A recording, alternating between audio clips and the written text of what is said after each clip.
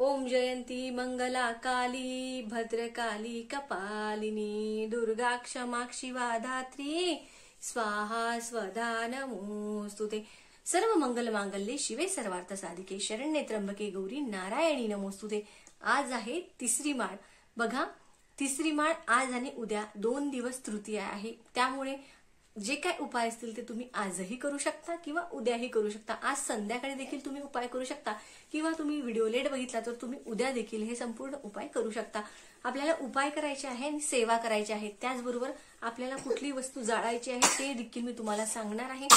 आजच्या व्हिडिओमध्ये आपण डाळिंबाचा उपाय, 108 डाळिंबाचा उपाय, त्याचबरोबर 7 कवड्यांची सेवा आणि आपल्याला कापुरासोबत कुठल्या वस्तू सकारात्मकतेसाठी जाळायच्या आहेत ते आज आपण बघणार आहोत।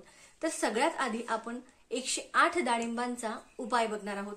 आता तुमचे देव जर घटी बसले असतील तर उपाय कशावर करावा? आता देव काही लोकांकडे विड्याच्या पानावर ठेवत नाहीत, काही लोकांकडे ठेवले जातात। 10 दिवस 9 दिवस देवाला हलवलं जात नाही, त्यामुळे कसं करावं हे देखील मी सांगते।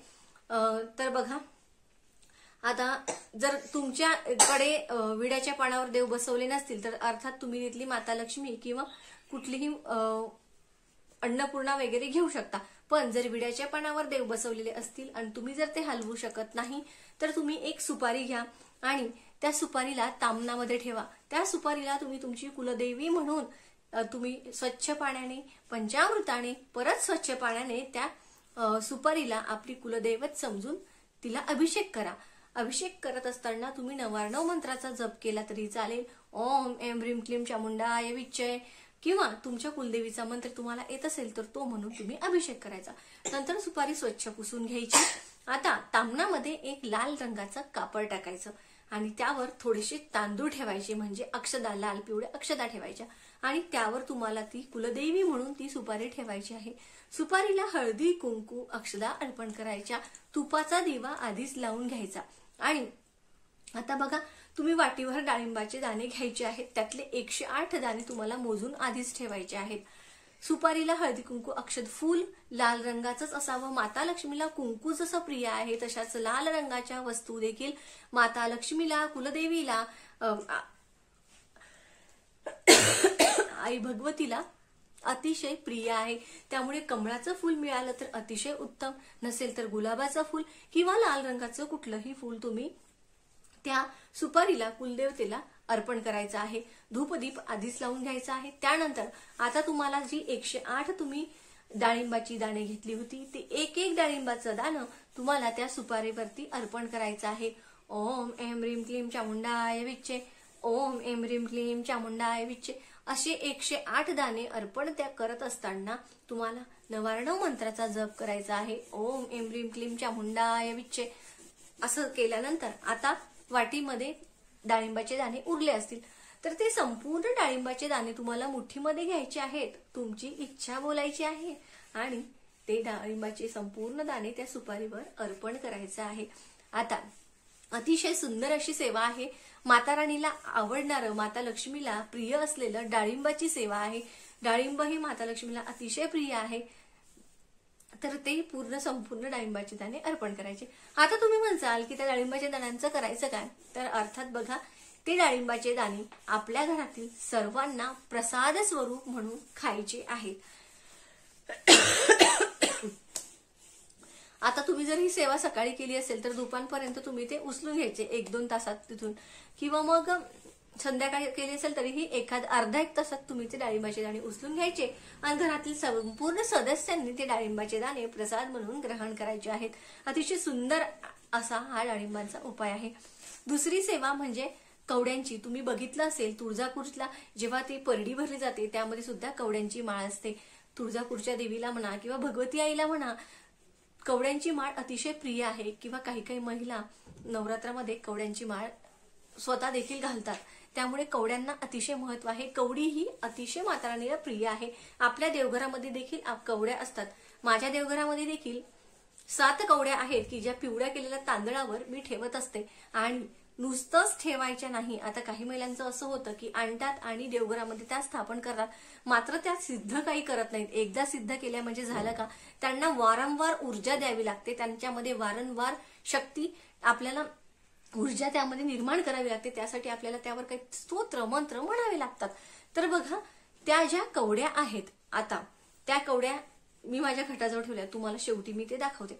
तर तुमच्याकडे जेवढ्या कवड्या असतील, शक्यतो 7च कवड्या ठेवल्या जातात. तुमच्याकडे 9 असतील, 11 असतील, 5 असतील तरी तुम्ही त्या घेतल्या तरी चालेल. कवड्या ज्या असतात त्या आपल्याला हळदीच्या पाण्याने पिवळ्या करून घ्यायच्या असतात. पिवळ्या करून घेतल्यानंतर आपल्याला तांदूळ देखील पिवळे करून घ्यायचे असतात आणि ते तांदूळ प्लेटमध्ये ठेवायचे असतात आणि त्यावर आपण कवड्या ठेवत असतो.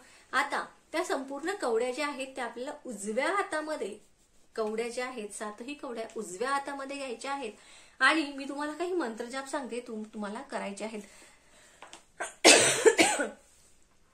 सगळ्यात पहिले म्हणजे लक्ष्मी गायत्री मंत्र, विष्णू गायत्री मंत्र 16 वेळा म्हणायचा आहे. कुबेर मंत्र 16 वेळा म्हणायचा आहे. नवार्णव मंत्र 16 वेळा म्हणायचा आहे. त्याचबरोबर व्यंकटेश स्तोत्र 1 वेळा म्हणायचं आहे. श्री सुक्तम देखील 1 वेळा म्हणायचं आहे. श्री सुक्तमचं पठण करायला अवघड जात असेल तर त्या जागेवर 11 वेळा महालक्ष्मी अष्टकमचं पठण तुम्ही करू शकता.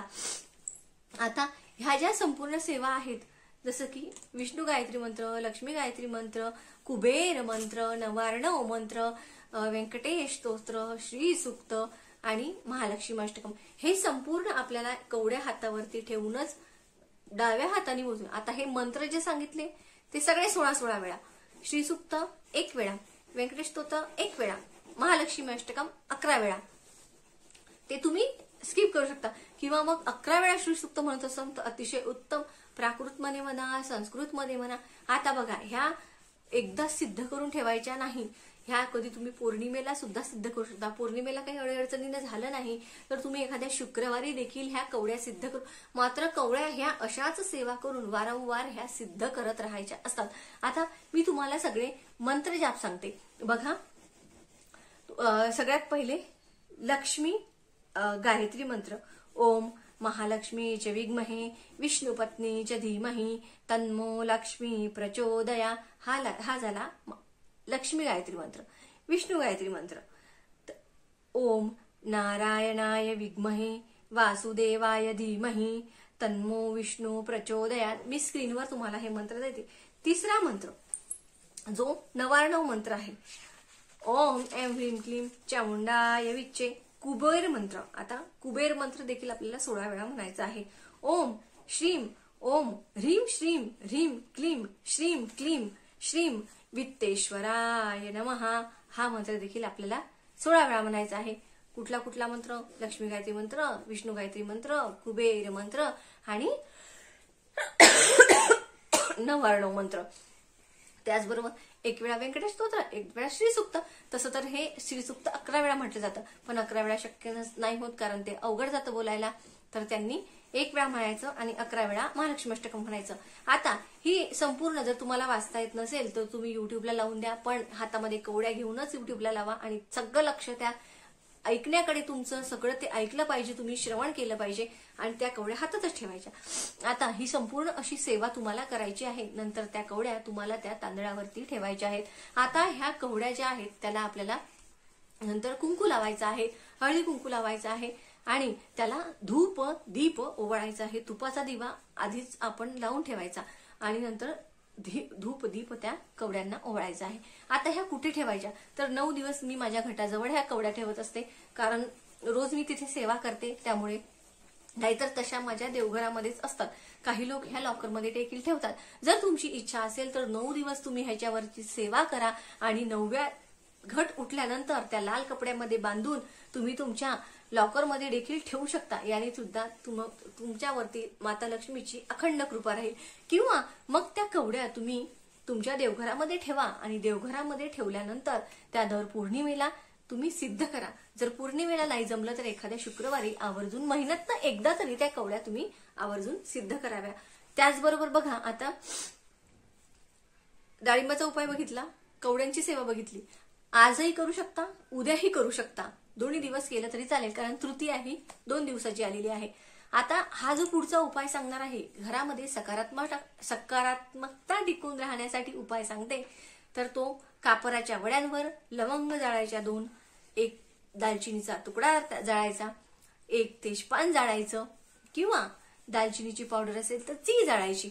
अतिशय सुंदर माता लक्ष्मीला प्रिय असलेल्या लवंगांचा वास आपल्या घरामध्ये संपूर्ण पसरवायचा.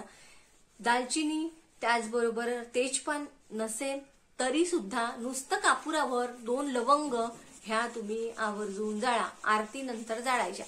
तुम्हाला स्वतःला जाणवेल की किती पॉझिटिव्हिटी निर्माण झालेली आहे आणि माता लक्ष्मीला लवंग ह्या अतिशय प्रिय आहेत. त्यामुळे ही सेवा तर तुम्ही दररोज करा. त्याचबरोबर कुंकुम अर्चनचा व्हिडिओ आपण बघितलेला आहे. कुंकुम अर्चनची सेवा देखील खूप सुंदर आहे.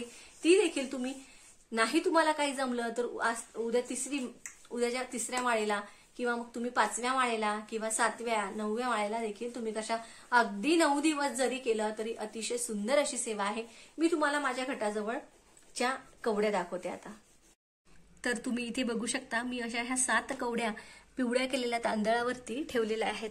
त्याचबरोबर बघा, इथे श्रीयंत्रावरती मी कुंकुम अर्चन करते, कारण माझा जो टाक आहे तो घटी बसलेला आहे. तर ही माझी घटस्थापना आहे. आमच्याकडे आधीपासनं असं सगळं लेणं ठेवलं जातं. मात्र अष्टमीला किंवा 9वीला पूर्ण साडीची ओटी ही भरली जाते. आणि आमच्याकडे कधीही सुई दोऱ्याने ओवून माळ केली जात नाही. ती अशी गाठ पाडूनच आम्ही फुलांच्या माळा करत असतो. माझी एकविरा देवी कुलदेवी आहे.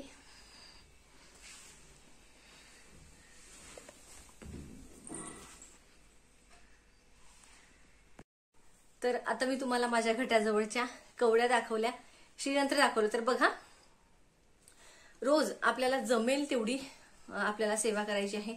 त्याचबरोबर बघा, जो आपण डाळिंबाचा उपाय बघितला, त्या डाळिंबाचा उपाय केल्यानंतर आपल्याला 108 वेळा 999 मंत्राचा जप करायचा असतो. म्हणजे आपला जप अर्थात डाळिंबाच्या दाण्यांनी आपण 108 अर्पण करू तेव्हा तो होऊन जाईल.